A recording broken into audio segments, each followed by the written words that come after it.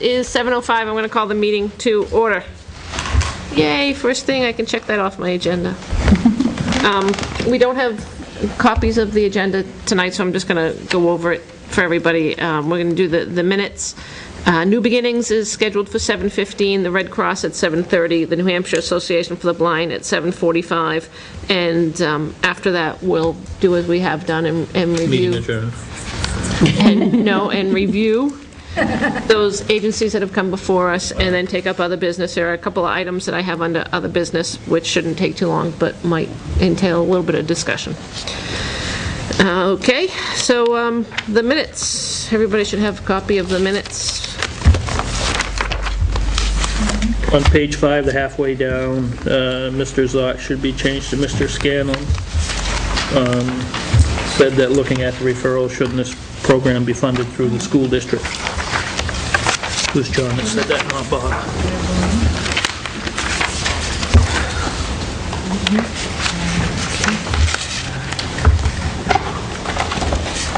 There were other changes, Jane, that you had noted and gave a copy to? No, no, we read them. You made the changes I gave you, right?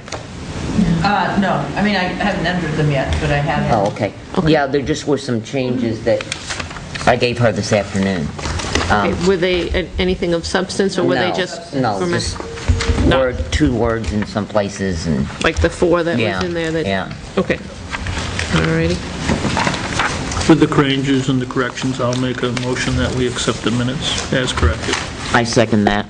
Okay, we have a motion and a second to accept the minutes as corrected. Is there any discussion? Hearing none, we'll call the vote. All those in favor, please say aye. Aye. Anyone opposed? Abstain. Okay, abstaining. The motion is approved. Okay, 2 down. Yay. Next, are you from New Beginnings? Yes, I am. Excellent. Are you prepared? Are you waiting for somebody else? Just me. Excellent. If you'll just come up, you can, make room with these things and be right up here with us. And I have one of our brochures for everybody, and I also, and our town report. So,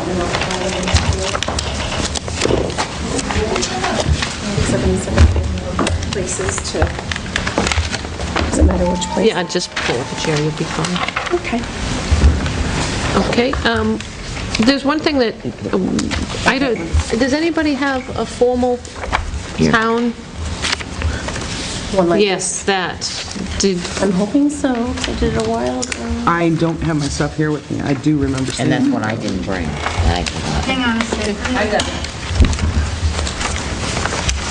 I just wanted to make sure that. You probably have, they probably have more papers attached. I just kind of brought, there were some parts when I went to copy it, just to have it for a reference, it had some cross out stuff, so I wasn't sure what. That's the one thing that I couldn't find yesterday in my paperwork. Yeah, how interesting. Did you like this one? Can we make a quick copies of It that? says file copy on it, and it's not signed, so I don't know if it's any, I've got the whole packet that we were given here. Right, but it doesn't have that formal. Right. Okay, well, we'll make some copies of it, and in reviewing just the letter that you had originally sent, I'm sorry, I didn't catch your name. Are oh, you? I'm sorry, I'm Lori Dunleavy. I work with New Beginnings. I've been actually the domestic violence specialist. I've been there for 11 years. And so I was asked to come and represent the agency for this evening because there were other activities going on tonight. One of the things is in the letter that was presented to us as part of that packet. In the beginning of the letter, it says, thanking us for the $1,500 donation for assistance last year. But then further down, it says we are requesting $1,530. All of our paperwork that's come through had $1,500 on there. I didn't know if it was on that paperwork as well. It is, the $30 increase is on that paperwork on there. Right, it didn't follow through with our other paperwork, so I just wanted the budget committee to be, because we didn't have this, so, and it was picked up as the 1,500 that's in the top of the letter and not the 1,530 that's down. at the bottom. At the bottom. That's our standard letter that we do actually do this each year, so it's thanking you for the allocation for the 2010, 2011, well, actually, it ends up being the 11 fiscal year, and this is what we're requesting. The bottom part is what we're requesting for the upcoming year. So the $1,500 is, has been the standard for, I think, quite a while. Alrighty. Can you tell us how many Tilton residents you have assisted in this last fiscal year? In this last fiscal year, we've provided services to 14 victims, as you may, for this past year, which is actually, it's in that letter or the town report that I just submitted to you. Within that report, it'll show, even though we provided services to 14 victims, we have numerous contacts, so it's not like we see that person one time. We see them multiple times. So we've had 176 contacts with the... 156. 156 I'm with- sorry. Is there 176 in there? Units of service. 176 Oh, units. okay. And what does that mean? Constitutes a The unit of unit service? is, a unit of service is every 15, it's, for our coalition, our statistics, it's every 15 minutes that we spend with a person. So every hour that we spend constitutes 4 hours. I mean, 4 units, sorry, 4 service units. So 44 hours.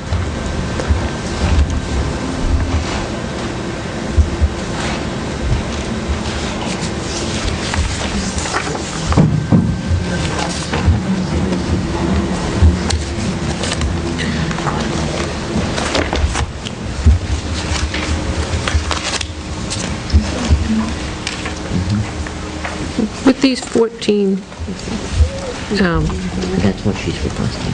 victims, what kind of services are you providing them? It's various services between information and referrals, so it's going out, referring them back to services within the community. We service Belknap County, so of course we try to keep them closer to the area due to if people have transportation issues. We will go to court if necessary and help them through the court process through that there. Sometimes if they have monetary assistance that they need, then we would provide that. We also provide support groups. We provide services which we call one-to-ones, which is somebody coming in and speaking with an advocate. And that can take anywhere from usually a half an hour to an hour and a half, depends on the person and their situation as to what's going on. So it could be a multitude of pretty much any of the services that are provided within our brochure.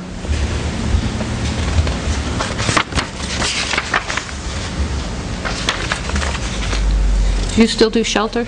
Yes. Yep. And by looking at the units of service and the contact hours, it doesn't look like that we had any shelter guests from Tilton last year. How many people are you able to accommodate?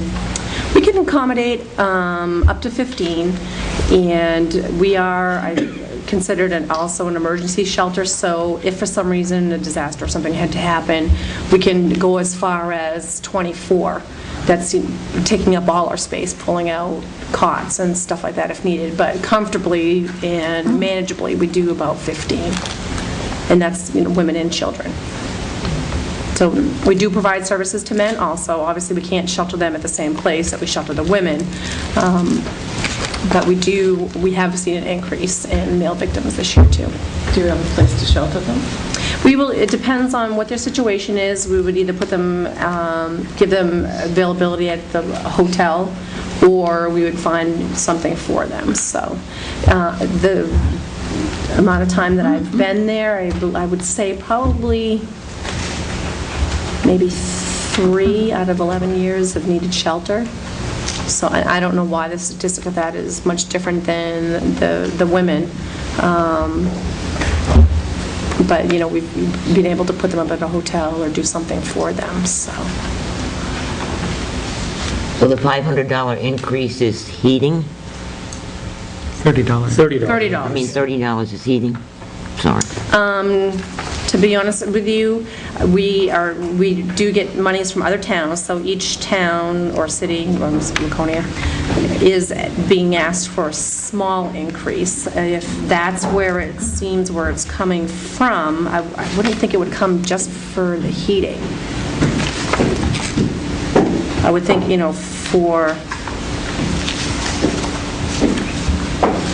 it would most likely come just in general as a whole for the services Okay. for the shelter.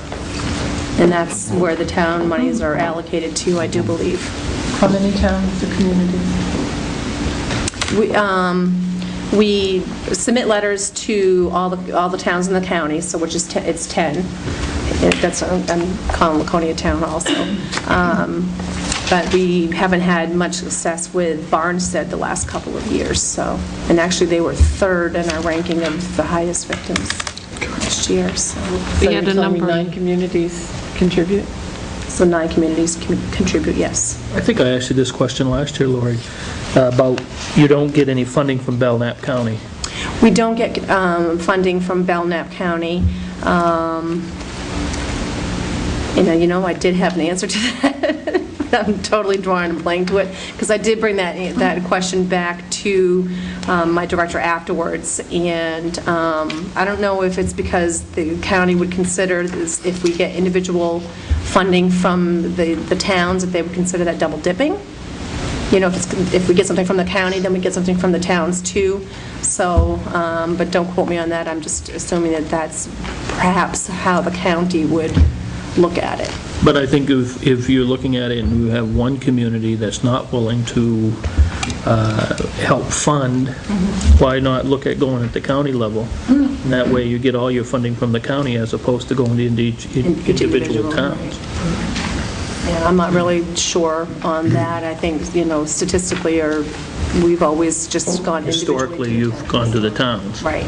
But where you say that, Barnstead's not been participating, Yeah. and where you service Barnstead, because I'm sure you don't turn them away. Oh, absolutely not. I mean, absolutely not. So even if we didn't get any monies from any of the towns, we would still provide the services to the victims.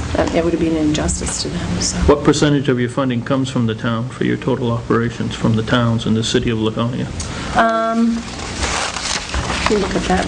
Laconia has decreased on us, so even though we do have a higher statistical number victim-wise and shelter-wise from Laconia, they decreased considerably over the years too. So we usually go in and present like I'm presenting to you tonight, but the last couple of years, for some reason, they haven't said anything to us, and they just have cut their stuff. So I get, right here says 83% for under contributed support.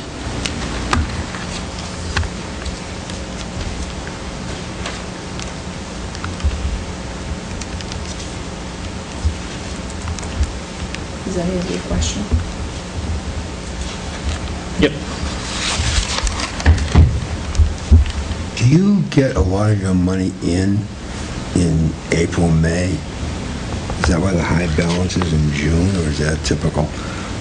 In your CDs and investments, you get about $170,000, which is 50% of your operating costs. Right. Our fiscal year ends June 30th. So I believe probably April, May, which is towards the springtime, is when the grant monies come in and stuff like that, or more closer towards May, June, and they were able to, because we have to use up all the grants, because obviously we can't show a profit of anything. So we make sure that, the grant monies are spent properly and are spent down accordingly.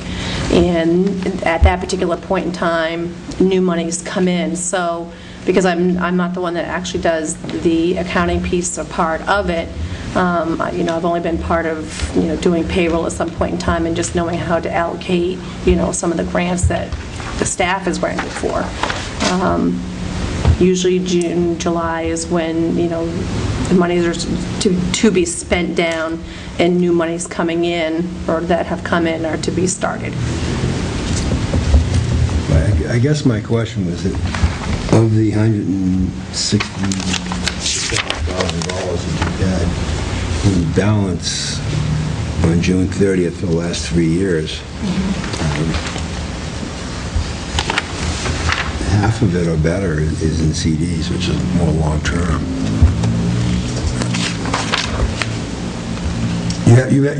Yeah, I'm looking at the CDs now, yeah. And that's something that I believe that I can't really attest to how long we've had the CDs for. I know that the board had agreed to put those in, just keep rolling the CDs over and keep them there, so it's not something that, it's just gaining, the CDs are gaining interest is what it is. It's not that it's new CDs or new contributions to the CDs, as far as I'm aware of.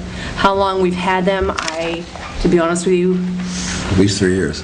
and better. I think that we've had them, prior to that also, so I'm sure if you go back in some of the reports that you've had prior to 2009, that you would see also that the CDs were there. Are the savings used as fluid cash, or they try to keep that amount in there all the time, the total $3,000? I'm assuming that might be like an emergency backup if for some reason something was to go on, then we would have that as a buffer, and that's probably perhaps maybe what the CDs are for also.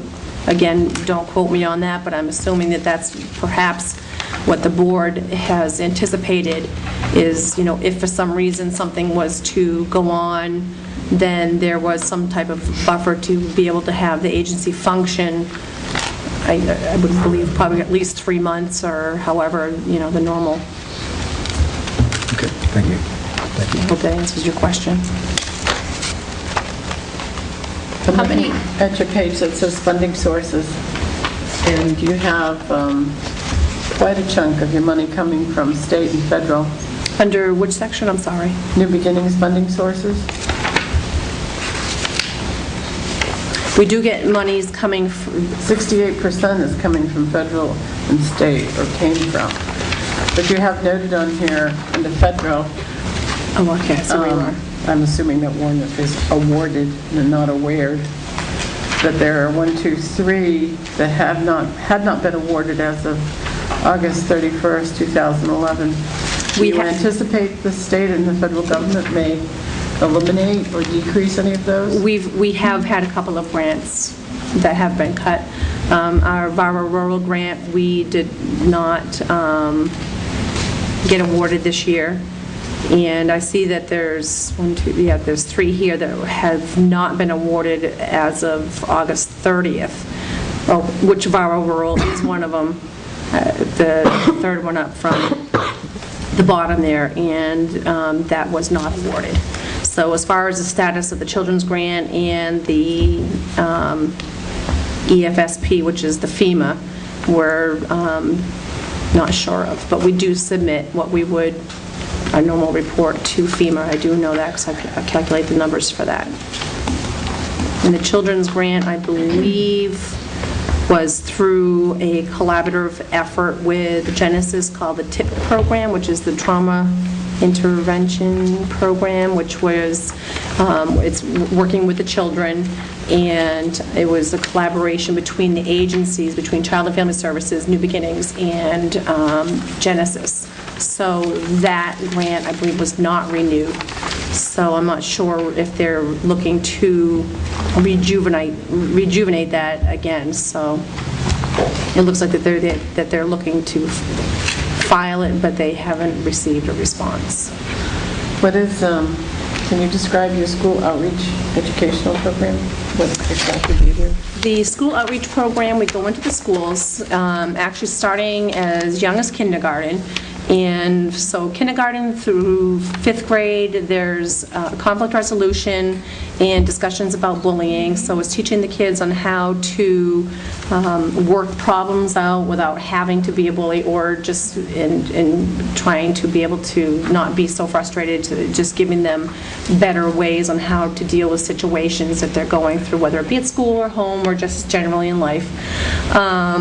Middle school level, we go in and we teach, we educate on dating relationships, so healthy relationships, dating violence, And I'm not sure if she touches upon the topic of, as our education coordinator, if she starts the topic of sexual violence and anything sexual violence related at that particular point in time. But I do know in the high schools is when there's discussion about sexual violence, dating violence, healthy relationships, and teen dating, which actually next month is Teen Dating Awareness Month, so we'll be planning some activities for that. So over the years, we were just talking about this yesterday, over the past 4 years, we've considerably increased and been able to reach all the schools in the county, which is a huge progression for us, especially for us to be able to get into like Guilford and Laconia, which are some of the more difficult schools. I did notice that the numbers are down as far as, which you don't have the education numbers for Winnisquam, but Winnisquam has always had us in the schools, so I'm not sure why that was different during this past fiscal year. As our youth assistance program does the bullying, does bullying education at the school.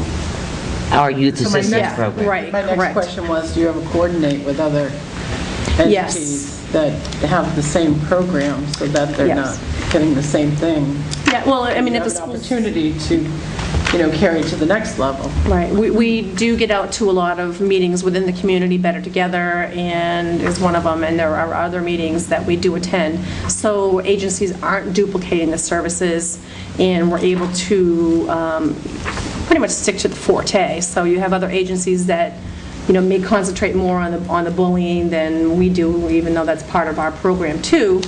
But certainly the dating violence piece and healthy relationship piece, let's say New Beginnings would be the one that would do that, while other agencies would be the ones that would step up to the plate and take care of whatever their forte is. So, but we do, actually Belknap County is very well known throughout the state for having such wonderful collaboration. I think that's why we're experimental on some things county-wise, on some of the meetings that I've attended over the years, because we do such a good job as far as other agencies collaborating or working together and trying to make sure that services aren't duplicated and trying to get out there and provide the right services and trying to get into and reaching, so it's not so generational, trying to get in and reaching out to the children and the teens and stuff early. What success is there in that? And what kind of...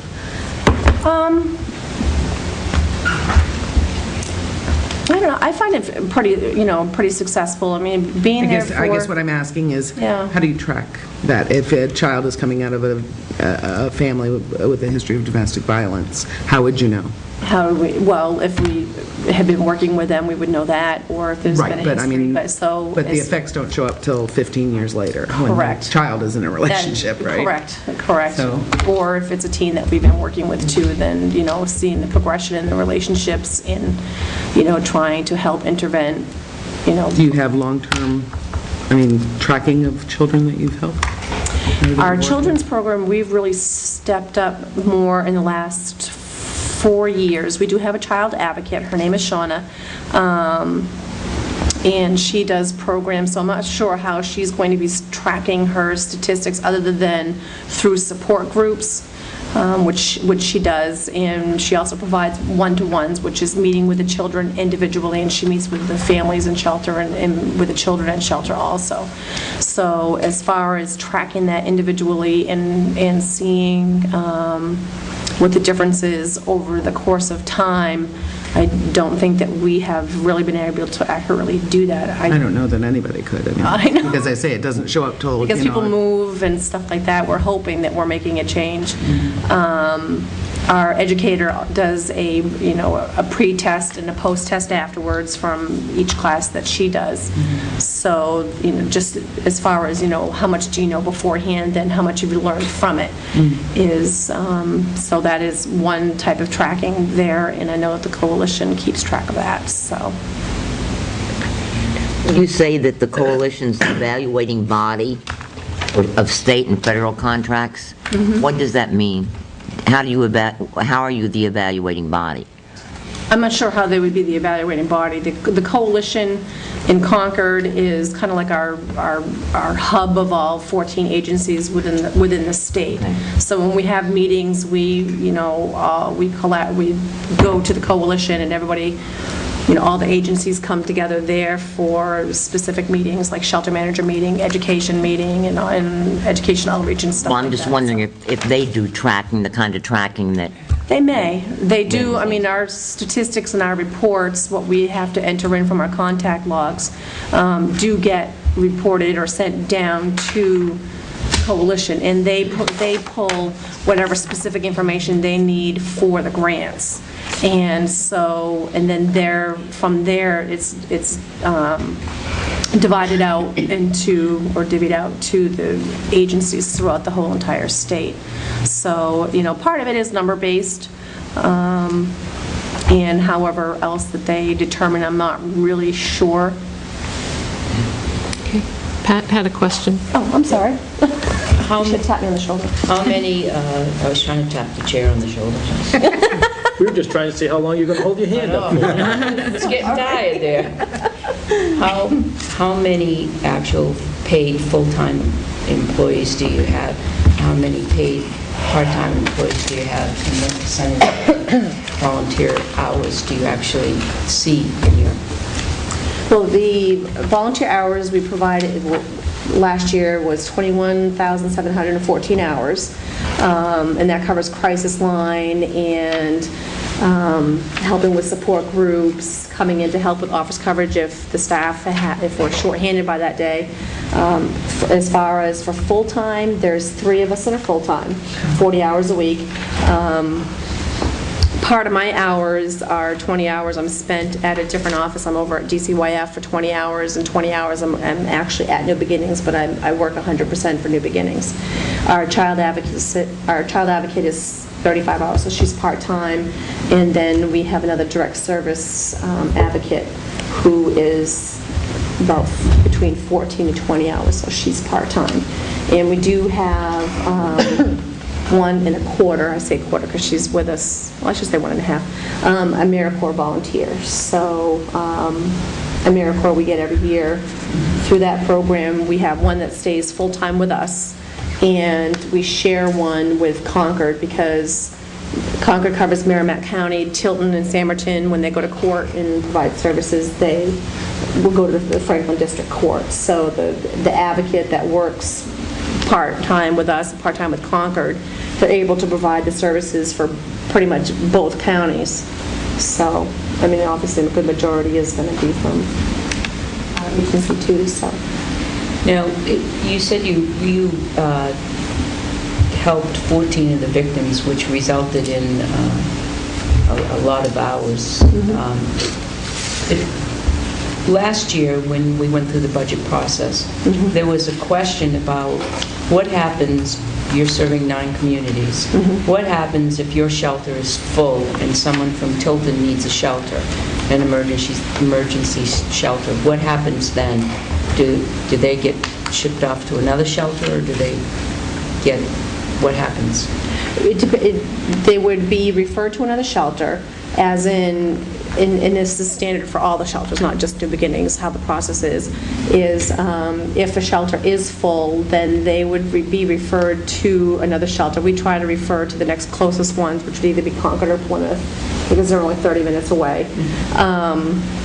And I think sometimes, too, it depends on if we do have a shelter guest that has found a place, is, in the process of transitioning out, say we're talking maybe 2 or 3 days, we would provide, the hotel for them to be able to stay there as, for safety, and then once that person transitions out, then we can transition them in.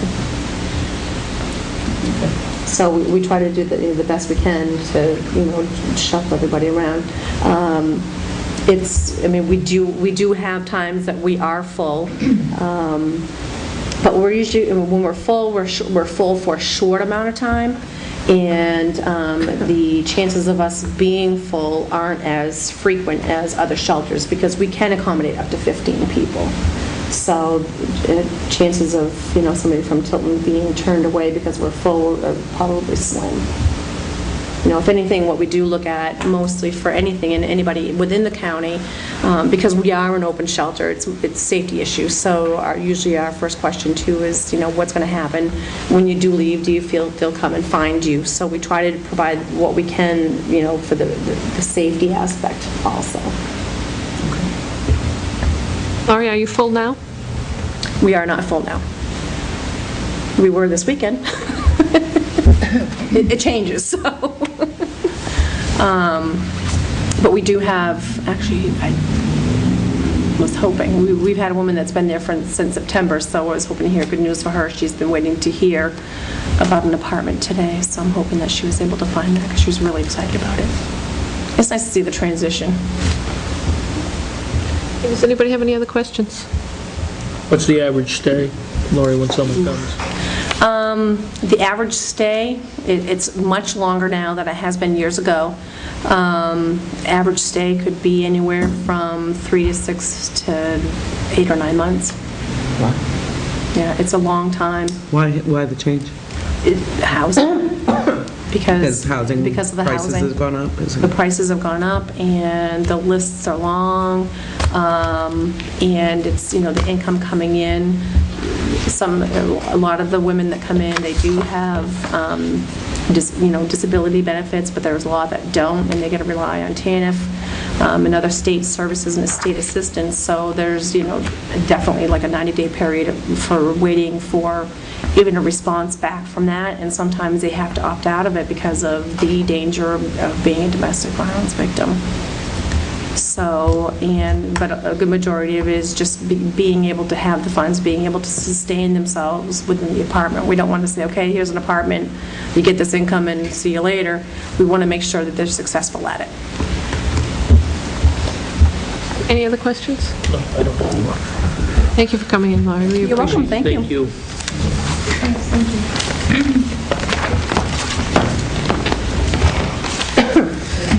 Alrighty.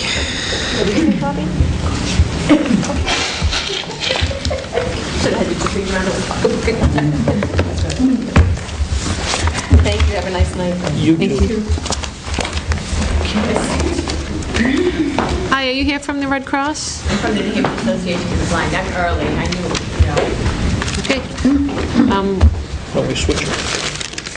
Yeah, well, if you'd like, come on up, and if they come in, then we'll take them, but they're past their scheduled time, so they may not be showing. I knew I was down for 7:45, but I figured, try my luck. Okay, and let me just find the right page here now. I'm gonna flip. I think we called ahead, and she said if I came early and if there was a space, they might. Oh, page 18? That's what we're I doing. didn't want to Said disrupt 18 you. in there. Well, I don't know, maybe yours aren't numbered the same way. I have mine alphabetically. Oh, okay. Oh, I never thought of that. Can I get your name first? Yeah, my name is Shelley Prue.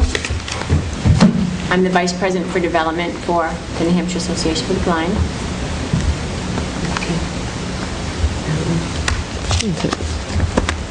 Take a peek. I don't think we funded you in full, the Budget Committee here last year. We received 500. 500. Yeah. I think that was,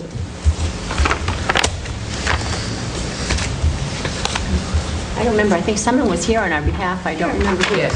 You remember who that was? It it was. She was, yeah, I remember her calling, yeah, she called me. I don't know who she is, but everyone else seemed to know who she was, and I was very appreciative. It's the second time. Yeah. It's been, what, 2 years in a row Yeah. she was saying. Can you just tell us the services that you provide? The New Hampshire Association of the Blind provides what's known as vision rehabilitation services. We go into the schools or into a person's home and help them, with their vision loss in a number of different ways. In the schools, we go in and we work with school children, helping them navigate with a white cane. An example of a child going to school, we would have an orientation and mobility specialist that would go in and train them to, for example, bring their lunch tray down the down in the cafeteria, mark their cubbies in the schools so that they can find where their cubby is, help them help them get on and off the bus by using the white cane, and also by being outside listening to sounds, knowing when traffic's coming and where it's coming from. And so that's called orientation and mobility. That's typically the kind of thing that we do with school kids. We teach them how to braille. We teach them how to use a brailler, and they learn how to use braille. We also teach them how to use assistive technology, because in the schools now, the kids are learning with computers, and they have special adaptive software that they use, that like a voice system, where it's called JAWS, where the computer will actually speak to them, and so they hear it because they can't see it. Those kinds of things. We teach them how to use special Zoom text, which is something that's put on a computer where they can adjust the font size to any, like you could see maybe a letter E would be like this big, and they need the font to be really, really big in order to read it. So those are the kinds of things that we do in the schools and also in the workplace.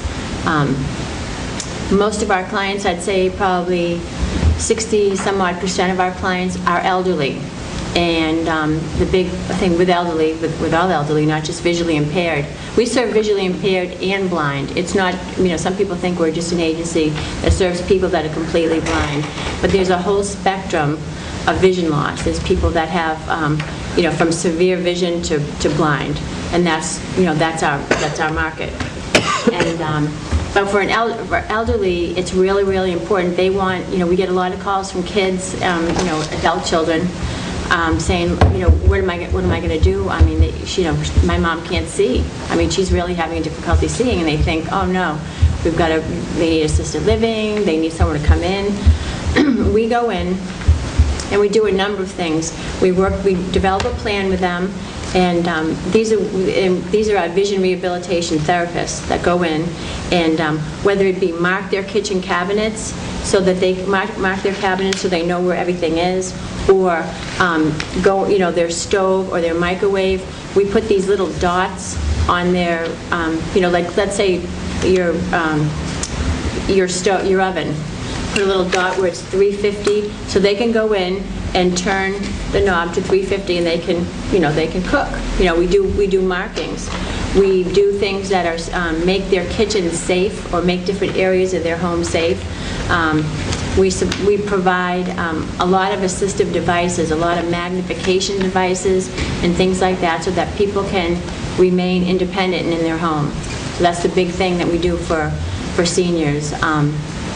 And we also have we provide a CCTV leasing program. These CCTVs are, again, they're like the old, you probably don't remember, but remember those microfiche machines where you slide the film under? Well, you slide the newspaper under, and then you can turn the knob, and again, the font's like this big. And it just, you could fix it, and to how so you can see it, because not everybody sees differently, and everybody's vision loss is different. Where some people like black on white, some people contrast, some people like white on black. It's easier for them to, it's a whole different world. But so that's what our people do. We do whatever it takes to get a blind person or a visually impaired person to help them remain independent. That's what we do. Do you charge for those services to the individuals? We don't charge. We do get reimbursed from the school districts. We do receive funding from schools, and we receive some reimbursement from the state provider. But our services are provided free to anybody. We provide devices for free, and we do have people that want to pay, and some people do, but we don't ask, because we don't want it to be, even if people aren't, like even if a senior, and this is what we're finding, it costs a lot to live, and even if someone owns their own home, they still are, could have a tight, they still may not have the resources. So we don't ask. We don't ask what their income is. We just do it. And fortunately, our agency has benefited later on because we've received some nice bequests from that. So, you know, I think it sort of balances out, so. Is that part of the 68% revenue? I'm sorry? It says here 68% of your revenue comes from individuals and private foundations. So the bequests would be Yes. calculated at 68%. Yeah. And this year, we've actually, I'm trying to see what. I think every year, I think I have to raise, like I'm trying to look at my budget, I have to raise about, let's say $1.6 million has to come in the door. And then I'll tell you how it works. I have to raise in cash $700 and some odd $1,000, let's say. And then we get some program services revenue from the school and from the state, and that comes in. But then we don't have enough to make the margin. So we put our funding, whenever we get a bequest or any, we put it in our investment account, and then we have a drawing.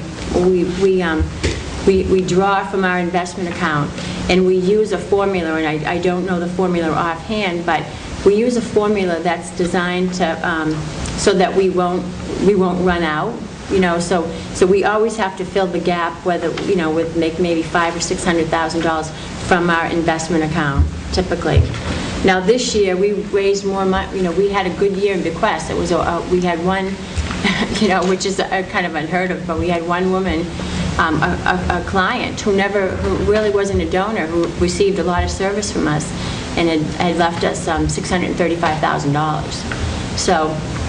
So the 68 really is from our regular operations, and the draw is what we draw from the investment. We can't count it twice. We can't count it as revenue again. So that's how, and that's what we're doing to, help sustain ourselves. Is trying to keep that money in the investment, and sometimes it's very tight in the last couple of years, but this year's different. So it says the bequest income in the prior year was actually $198,000. Yeah. Had some change in this last year, for the current year is $918,073. Yeah, that was. So we can't take, like, we can't take that money goes right into the bank. It doesn't, we don't even see it. And then again, we have to use that formula. So,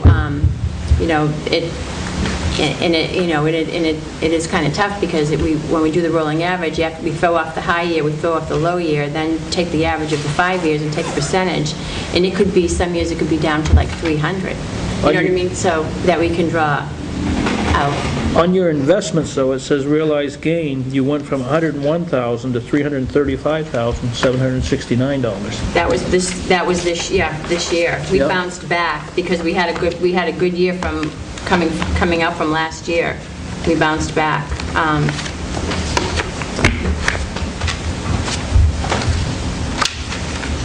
And then your unrealized gain on investments was $182,505 compared to $105,000 the year before. And then on this trust HBO that you have, that was $426,740 compared to $38,822. You had a very good year. We had a That's real, huge. well, we had a bad, I know, we had some, we're coming back, and that huge, that $900,000 was what came in from bequest. But again, it was 100, and this year could be like the 100. So we have to plan for how much we can draw from the investment account, because we're trying to be fiscally responsible and not run out of money, and not, so we may not be able to, we may only be able to draw 400, so then there'll be a gap. So then we have to, project out, figure out what we're going to have to do to balance. But we haven't had, it's been a couple of years since we've had, pay increases, and we've done things like that. 3 years ago, we had to lay off, and we now, have been able to hire 2 part-time positions back in. So I've been able to do that, but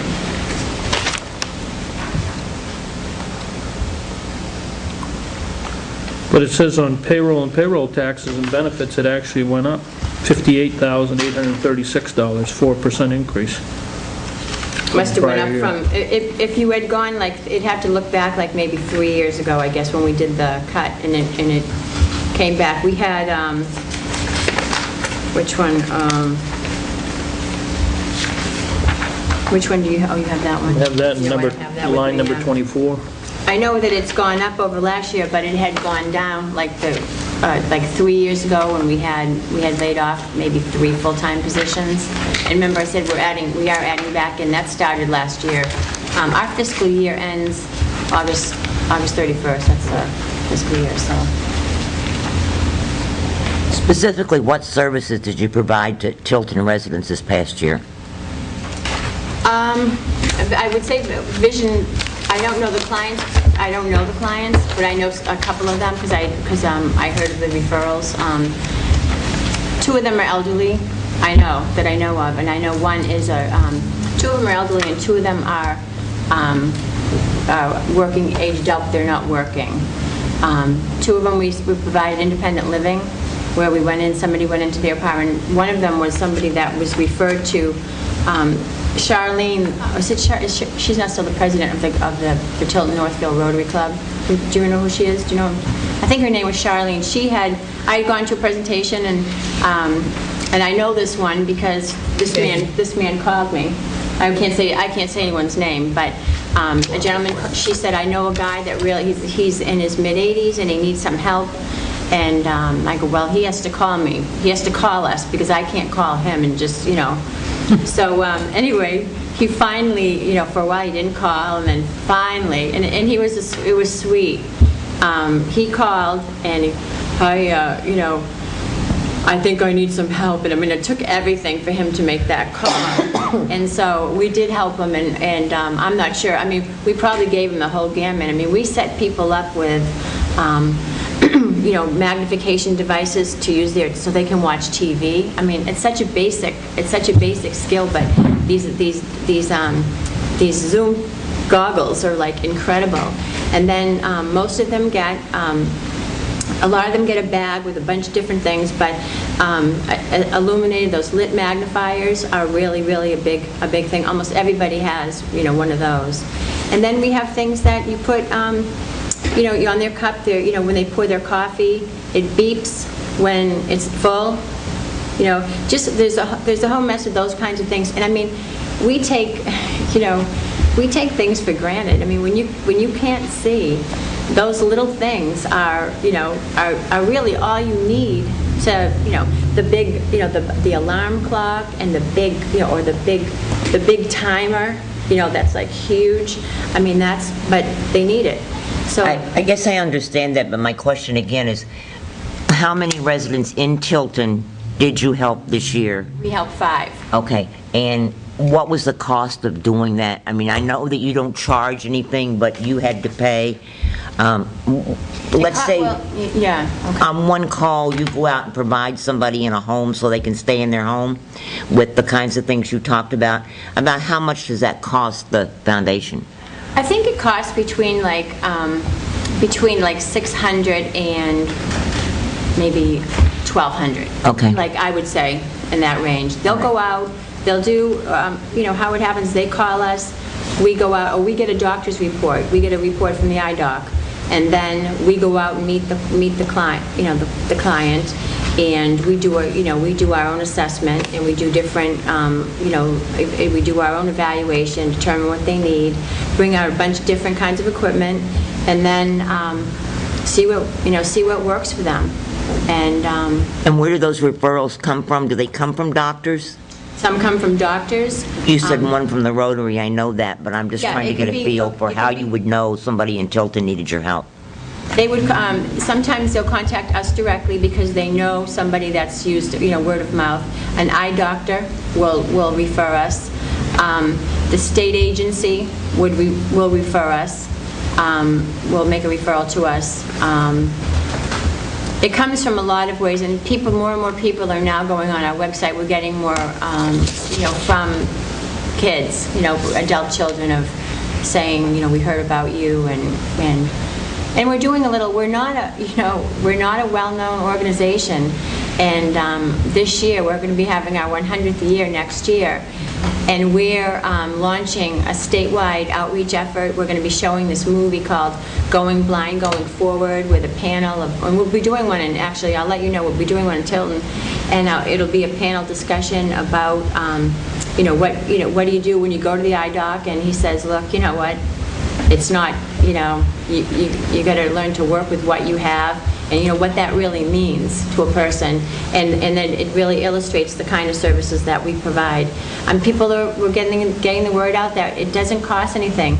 We're not going to put you through, you're not going to have to fill out all this information about your income. I mean, it doesn't matter, rich or poor, or you're having trouble, you're having difficulty seeing. That's all we care about. And that's all we want to do is help you make the most of your remaining vision. Because you only have, some people, they only have a short window of time left to for their sight. And so if it's 3 or 4 years, we're going to help them, make the best of it. The elderly is obviously growing. There's more of us. Yeah. I include myself. Is there a Winnisquam child you're helping this year? I'm sorry? In the Winnisquam School District, is there one child? I don't. There was one. I can't say for sure now if there is one now. There was one, but I don't know if we're still with the child. But we've had them. We've got some up in this neck of the woods. They're all over. So. I'm not saying that tomorrow, God forbid. But the money that's allocated is usually a one-shot deal? It's usually a one-shot. Like right now, I'd say we have maybe there's 5 or 6 clients that we're active with. Plus, it's what we don't show on here too. We have a volunteer. I met this guy. This is incredible. I met this guy at the Young Professional Network. I mean, these guys are like in their 20s, right? And so they asked me to speak, and I'm thinking, all right. And they don't want you to speak too long because you cut into their drinking time. So I'm like, all right, well. And then, lo and behold, this guy called me, and he said, I'm really interested in becoming a volunteer. I'm like, you are? Because I was like shocked.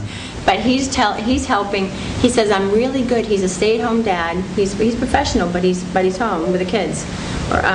He said, my mother always taught me about volunteerism, and he goes, I want to help someone. And he goes, so we set him up with a volunteer coordinator, and they chatted, and he is a very good grocery shopper. So this is what he wanted to do, is help someone grocery shop, and so we set him up like it was like a match like that. So you would never, like the Odd Couple, you wouldn't expect this young kid, but so we're serving, maybe provide a direct service to about like 5 or 6, and we probably have about 40 or so. We have people that call us, they come in and buy stuff, or we give them stuff. I mean, some come in and buy stuff, but I think we have like maybe 38 or so people in the town that, 32 people in the town now that are, he's probably included that man in that group that we come out and see, so. But it's a great organization, and I am appreciative, of your support. I know a lot of the towns. We got in kind of late. We never, we solicit Rotary clubs. We get a lot Rotary, Lions, Kiwanis, banks, and all of that. But we just started, asking towns back in, maybe 5, 6 years ago. I used to work for the Red Cross. I used to run the Red Cross when it was up in Laconia. So and we did, as you know, the Red Cross does a lot of statewide outreach like that. But so and we haven't been that successful with the towns because we're getting in late. We're not we haven't been in for a long time. So But it is nice when you can, when we can talk to somebody that we're serving, or some of the clients that I know in the town, and they know that their town is supporting us, in supporting the organization that they receive service from, and it's kind of they're very appreciative that their town is supportive, so. Does anybody have any questions? Pat, Sandy, questions from us? I think it's an absolutely valuable service for the money that they're asking for, and being on the senior committee, knowing firsthand how many people that they've helped in our town, and the difference that it's made in their lives is just immeasurable. It's priceless. You can't put a figure on that. And to see how it's changed their lives now firsthand, it's priceless. How do you determine eligibility to pay? We don't. We don't just determine eligibility to pay. We don't ask them for their income. There's some funders that require it, and we have a special program in Manchester where we can only take certain people who are at a certain percentage of the poverty level, and we have to ask them, but we don't. And like I said, you can be a homeowner, you can be,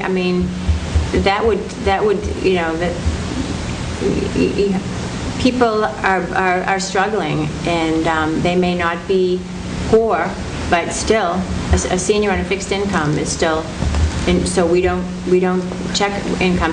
We don't receive federal money. We don't receive that kind of money where we're required to provide that information. So we never have. We have a lot of retired people that live in the family homestead. So I'm sure a lot of those elderly would automatically think because they own that home they live in, even though their income may be poverty level, they probably don't qualify. Right. As you say, most agencies have the form that you're required to fill out. The minute they say they own their own home, that equity is against them. Right, and you should have, people call, you should have people call us. If you think somebody, I'm sure we all know people with vision problems. You should have them call, because they shouldn't be afraid, and especially the elderly, they feel like they're a burden. They'll stay there, they'll fake it till, forever. They're going to try to fake it to their kids that they're not. Then their kids are going to think something is seriously wrong with them. It could be, vision is serious, vision loss is serious, but it's not a cognitive thing. It doesn't mean they're losing their mind. It doesn't mean they're losing their vision. And the sooner the better, because there's a lot of stuff out there, and I highly recommend this organization.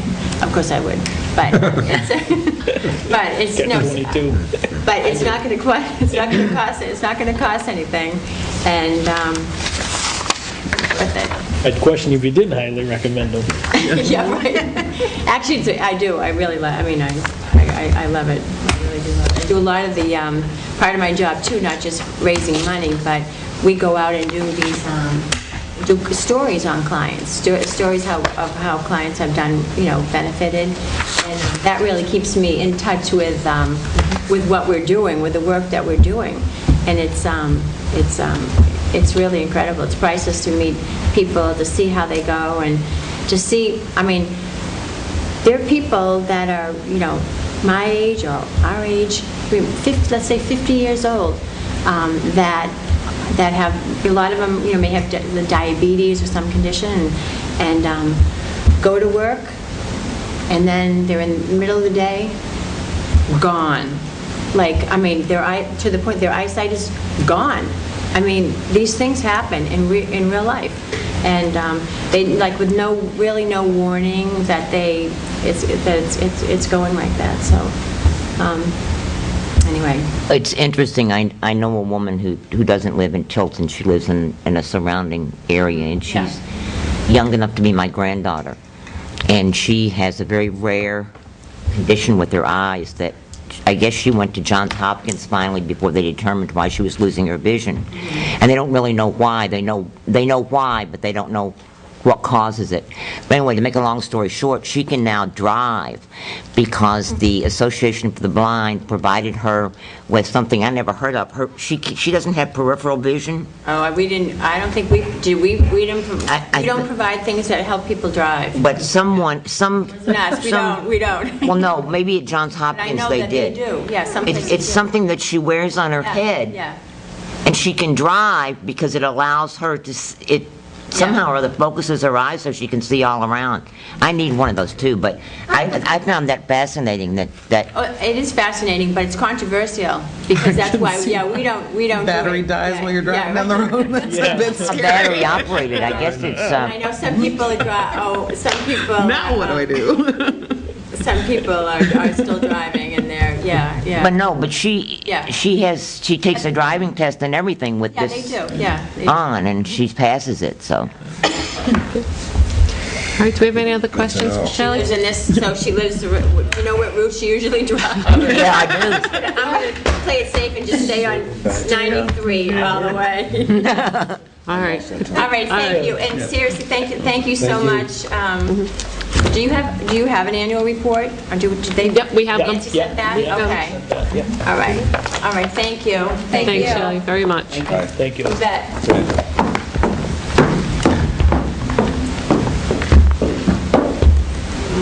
I would say that the American Red Cross is Not coming. no show. You want me to just go down and make sure that someone's somebody's sitting sitting. downstairs? Maybe we should, in case they don't know to come up. All right, let's take a Yeah. 5-minute break, and Yeah. we'll do that. If they don't come, no, I'm just kidding. You're gonna come Give it all to you. I'll stay. You are a good fundraiser. That's fun. $1,500. Yeah, I know Becky will, Becky. When, these are wonderful. Old-fashioned root beer. Call the meeting back to order here. Red Cross is not downstairs. There is nobody downstairs. Okay.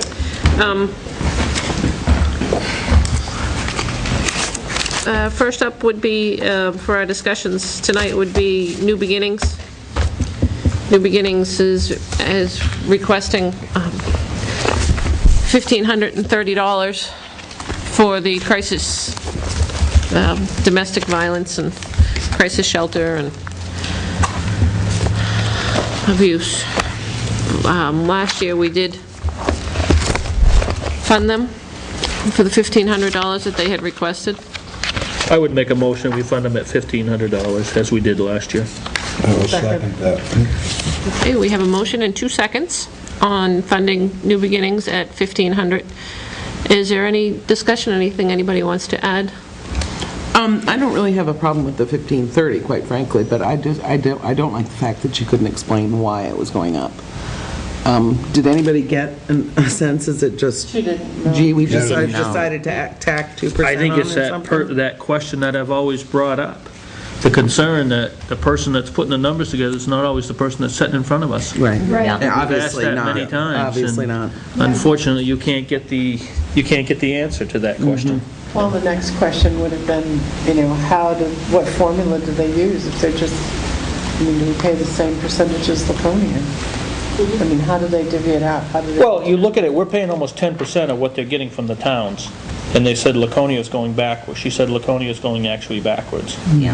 And they are a United Way agency too, so a They are big getting chunk funding. of their money is coming from our citizens anyway. That being said, it's an absolutely invaluable service Yeah. that they provide. No, I Oh, yeah, agree. I think so. I'm not, I just think that. But I level it's fund just them like, at it almost sounded like they 1,500. just made up the $30. Which I'm sure isn't true, but. And no. I don't think men are as apt They're to not go so for willing services. to come willing out. willing just gonna to. say They're not so they're- willing to they're not expose vocal. themselves as being abused, but there are men out there that are abused. It was very lopsided with the numbers. Did you see that? What they had in the presentation. Okay. Is there any other discussion on New Beginnings?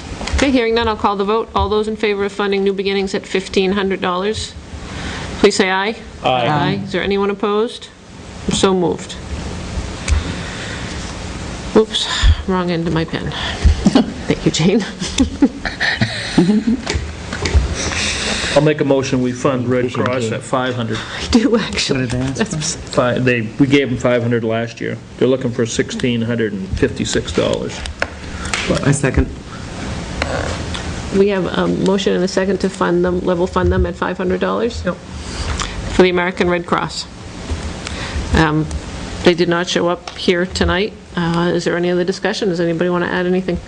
I think they probably do a lot more than that, but if they can't take the time to come and tell us what they do, I think that we should fund them for what we did last year also. Any other discussion? I don't know, is it ever in our policy to contact them and say what happened? You know, is it possible that, and is anybody aware of any additional services they provided this year out of the norm? I mean, I'm not. Did you want to say something, Pat? I know we're in our discussion here and everything, but we have a motion on the floor.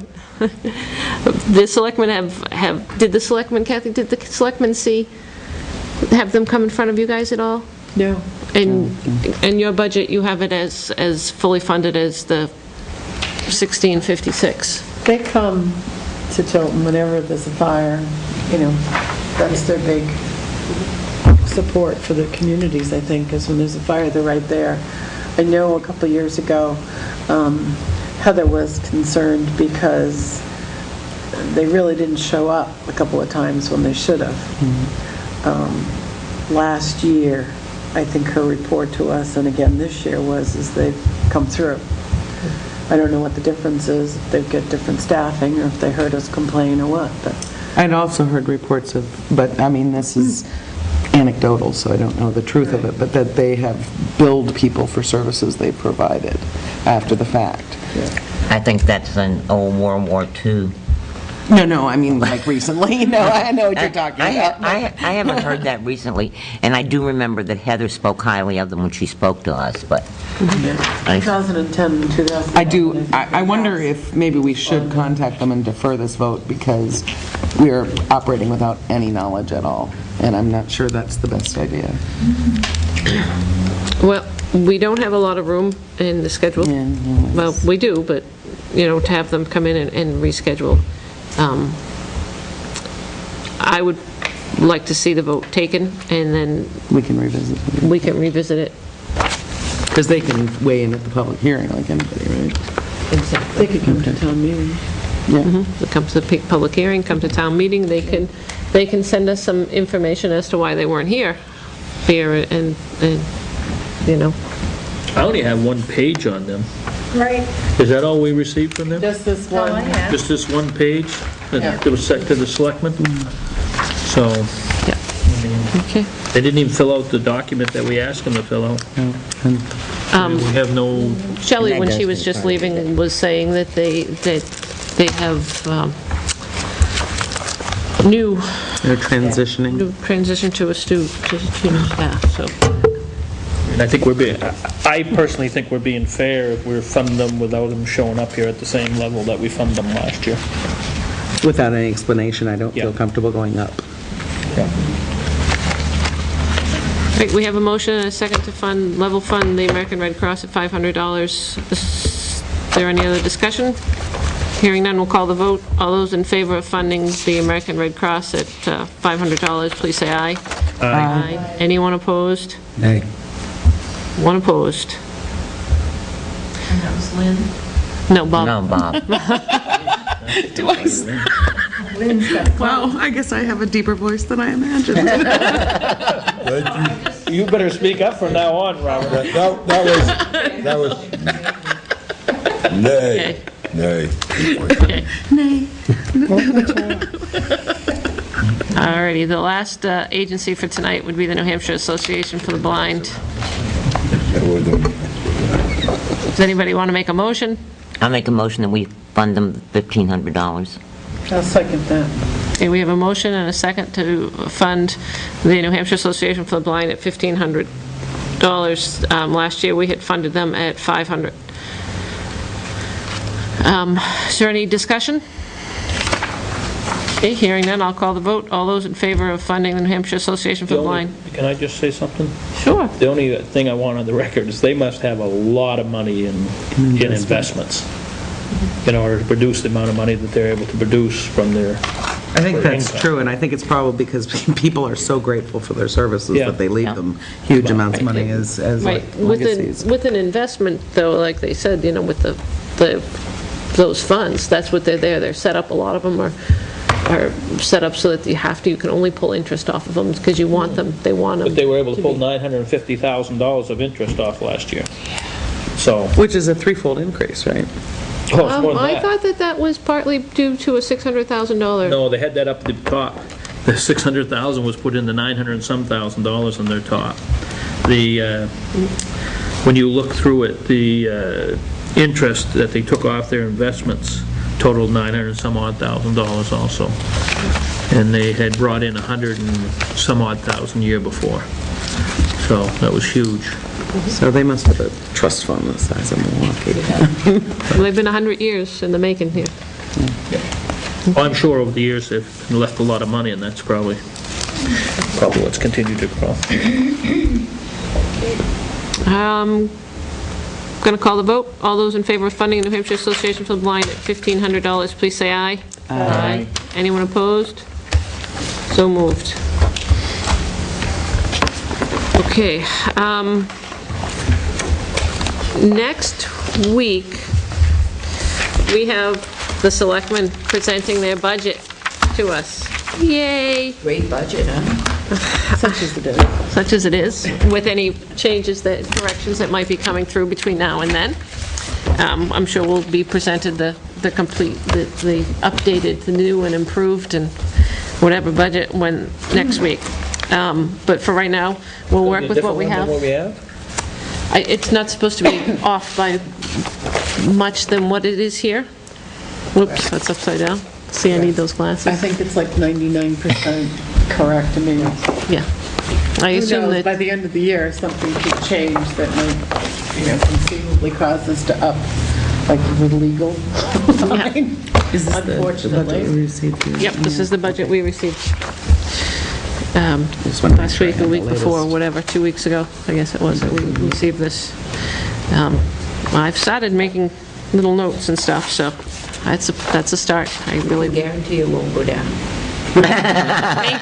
thank you. Department heads will be here as well. Right, I was just No, it going went to, down by 6,000. I received a communications from Pat, Took 6,000 off. and it was just in regards to, I'll just read it. The December 14th, the selectmen have asked all department heads and commission chairs who have submitted budgets to be at the December 14th meeting.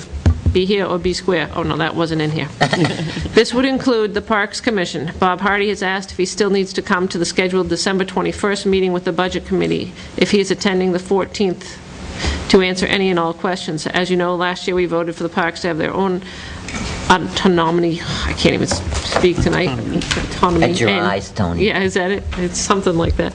And governing decisions, but they still submit their budget to us, and this year it will be different from the ones in the past because they've taken on some of the Main Street projects and a few new ones on their own. I suspect you'll have questions for them. Yes, I would have questions for them, detailed questions for them in regards to who's going to be overseeing a skate park to top the list in regards to their other I get projects. duty. Kathy's going to be shoveling until she pulls out her back, and in which case there'll be workers' comp paid. So those would be just some of my concerns on top there. I would still like to see the parks come here on their own. Oh, yeah, On they the definitely... 21st. Yes, I definitely want to see them. Does anybody feel like that they need to come in here next week with the rest of Oh, they do. Yeah, the selectmen have The requested selectmen have that. Okay. already requested that. All right, then they need to be here for The both. Oh, I think they should be both here both days. Yeah. Okay. Well, I guess I'm willing to defer judgment and to see if we get our answers next week. Right. As to whether they have to be here on the 21st. I mean, it makes sense to me that we go, it's a fairly detailed budget, but if we get our answers next week, it seems silly to say, decide now that they have to be here 2 weeks hence. That's all. Well, I think they're probably going to have to go back out and give us some answers for us. Well, probably. So That's a why they do good that. preliminary go-around for them. Yeah. It'll give them an opportunity to get the answers. And that's why I'm saying that. I mean, the questions that we're going to ask, I'm sure they're not going to be able to answer all of them. The other departments have been here twice, highway, police, well, police been here 3 times. Yeah, they came. All I'm but- saying is that, it is possible. Not likely, but possible. Oh, I spoke with Heather today. She is very much planning to be here, but they're scheduling surgery for her mother. So there is a possibility, if they do surgery that day, that she either might not make it, or if they do the surgery early enough in the day, she would be here, but, she won't know till the very end, so, as far as when the doctor's going to put them in there. I noticed that group up on the Laconia Road's looking at putting 19 more units in. They haven't even come before the planning board yet. It was in the paper then. I know. They haven't come before the planning board. Therefore, it is true. We read it. It's just, Just saying no. I know, it just, It's not, I'm it's nervous not with good that. for the It's a town of plague Tilton. We for them cannot to afford say, that "Oh, infrastructure. Well, you read, they said how many units that that organization has put into the different towns around. I know, that was scary, wasn't it? Yeah, it's a lot. So, I have concern with that because of where that's going. All righty. So, Pat, will you just let Bob know that he's going to be here? Okay. I have here envelopes. Motion to adjourn? No, sir. Oh, can I make a motion to adjourn? Not yet. I guess so. Just out of curiosity, I got mine in the mail. Why did everybody? I don't know why you got yours in the mail. Sorry, she got hers in the mail. Sorry, I don't have one for you, Kathleen. Got one for John, but he's not here. He asked me if I wanted it mailed, and I said, well, why? I'm at town hall all the time, so. Yeah. Well, some people like them mailed, so. Okay, all righty. Our next meeting is next week. I will remind people once again that I will not be here on the 21st. Know where you're going to be. that's when Parks Commission. Yeah, that's. I know that's when the Parks Commission's going to be You here. can ask them questions. That's why I'm going to ask him next week. Oh, John, I would assume John would be here. I told people, I've been telling people for a while here that I wouldn't be here. So, that being said, is there anything else anybody wants to say? Why when I'm done traveling for a few months, so I should be here more I'll make a motion we regularly. adjourn at 8:25. Second. We have a motion and a, does anyone have anything they want to discuss? Good, let's call the vote. All in favor, say aye. Aye. Aye.